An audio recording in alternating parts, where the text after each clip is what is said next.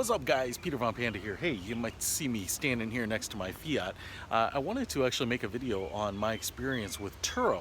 It's a kind of a peer-to-peer car rental agency, kind of disrupting the whole car renting thing. And, I know Doug DeMuro uses it to get some cool cars. I actually wanted to try it out because I just actually needed a car of a specific nature. So I just kind of wanted to share my quick thoughts on it. It's an interesting concept, and I did jump on and I had some problems right away, and kind of the whole thing ended up kind of being a little bit of a problem. Now, Turo basically kind of even me out, but I don't actually have a car to show you. So first thing is I went on, made an account, and tried to rent a car that I was going to need, which was like a 7-passenger car, minivan. And basically it's kind of like a little bit like Airbnb, I think, in that people can kind of cancel you or not approve your rental. So what ends up happening, or sometimes they need the car when you've requested it. And I requested on a holiday weekend, so maybe that's part of it. But I put in a couple requests and got denied on both of them. So then finally I found one, a Chevy Traverse, that had an instant booking. So they don't actually screen it at all.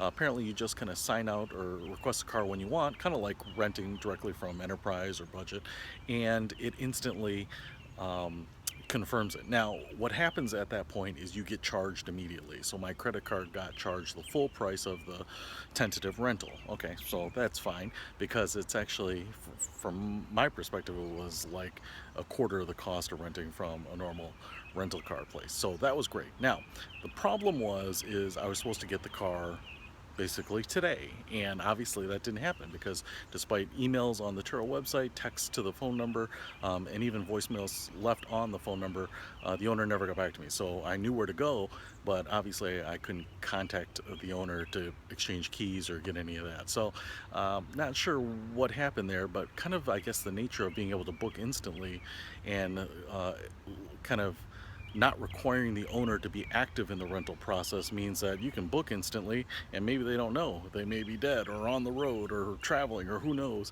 and don't know that you've rented something. So there's kind of pros and cons of both methods, but either way, I didn't get a car. So I ended up calling Turo customer service, and you want to kind of, hopefully you're renting a car that's pretty close to you, so you're not driving, like I did, an hour away to find out that you're not getting in touch with anyone. And they just canceled the reservation and have supposedly issued me a refund. So unfortunately, my first experience with Turo was kind of lackluster. I didn't get a car, which I would have reviewed for you. It ended up kind of being a lot of effort on my part, and ended up having nothing to show for it. Now, I didn't get charged either, and I will probably try to use it again, but a couple of keys there. You got to remember that probably you're going to get charged right away when you book on your credit card or payment method, especially if you use Apple Pay or an electronic payment. They say that it's instant. And two, I will probably book something that's pretty close to me, so that if something goes awry, I can't get a hold of someone or whatever it is, that I will not be too far from home, so it won't be a huge wasted trip. In this case, it was probably almost an hour from where I lived and an hour back, so I kind of burned 2 hours and obviously travel time and gas. So just kind of keep that in mind. Obviously, some issues with being a peer-to-peer type of service, but cool, idea. Definitely would love to use it. Seems like there's a lot of cool stuff on there.